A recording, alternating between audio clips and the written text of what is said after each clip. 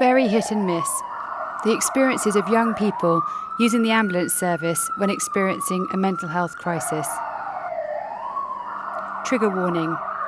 This film does make reference to self-harm and taking your own life.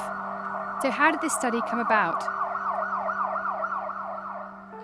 So the idea for the project came from a conversation we had last year with Larissa, who's a research paramedic with the East of England Ambulance Service.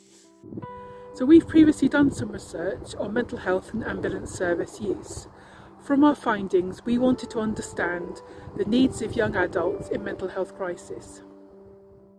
We know that young people with mental health concerns often struggle to access support, so often don't come into contact with services until they reach a point of crisis. Of course, this leads to an increase in the use of the ambulance service, and according to an audit that Larissa's team undertook, mental health is the single most common reason that young people under 25 use the ambulance service. How did you undertake the study? We did in-depth interviews with 10 young people, and we asked them questions designed to get them to tell us a detailed account of their experience with the ambulance service.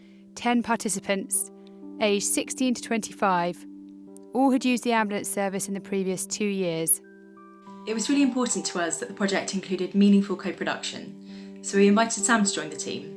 He has lived experience of using the ambulance service in a mental health related emergency, which he could bring to the project. I helped co-write the interview schedule and design the promotional leaflet, as well as helping with the interviewing, transcribing and data analysis. The interviews were analysed and common themes across participants were identified. Major outcome, very hit and miss, inconsistent quality of care. The headline finding that came up in all participants' interviews was the inconsistency in the quality of care that was provided to them. Participants also spoke about how the skill levels of the staff members varied. There was definitely some people that seemed like they had good experience in mental health, and then there were maybe a few examples where they clearly didn't understand it.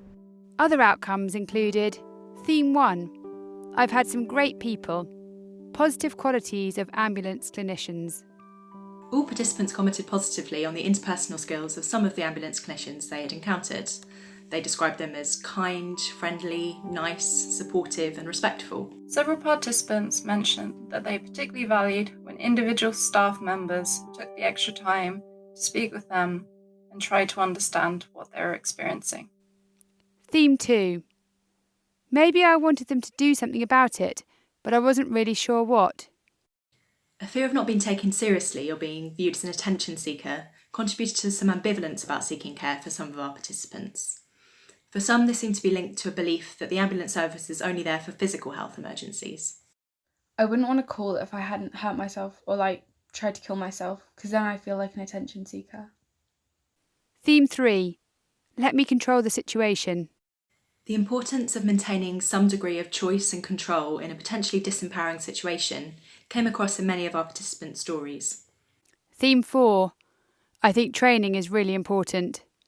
Increased training was recommended to overcome inconsistencies in ambulance clinicians' level of understanding, skills and confidence. Participants spoke about multiple episodes of apparently well-intentioned clinicians behaving in ways or saying things which they found unhelpful or insensitive. This often appeared to be due to misconceptions about mental health. For instance, a participant who had self-harmed was told, "You're too pretty to hurt yourself." Another participant spoke about how they were told that overdosing was a silly choice, commented, "It would be good if people could be trained to understand that, well, it's not really like much of a choice when people feel really overwhelmed." The other points that backed up a need for training were: the worst thing for me is a professional who doesn't feel quite confident enough. He was really hectic and frantic, and it just made things a lot scarier than it should have been. They just dressed my wounds and left. The last two common themes that came up was a feeling that the ambulance service could work better with other services, in particular with mental health services and with hospitals. Participants also had some very positive things to say about the way the ambulance service works in comparison to other services, and felt that there were some things that other services could learn from the way that the ambulance service delivers care in a really person-centred way. What should we do next? Our findings about the need for increased mental health training for ambulance clinicians backs up the findings of previous research which has been done looking at the perceptions of ambulance clinicians themselves of their own training needs. And this also found that ambulance clinicians don't feel particularly well prepared for the increased number of mental health related emergencies that they're dealing with. Yes, I was really pleased to learn that this research has identified 3 key training needs: improving knowledge of mental health conditions and factors involved in crisis, interpersonal skills, and improving equality between physical and mental health care, while still preserving the existing strengths of many ambulance clinicians in supporting young people with mental health needs in a person-centred manner.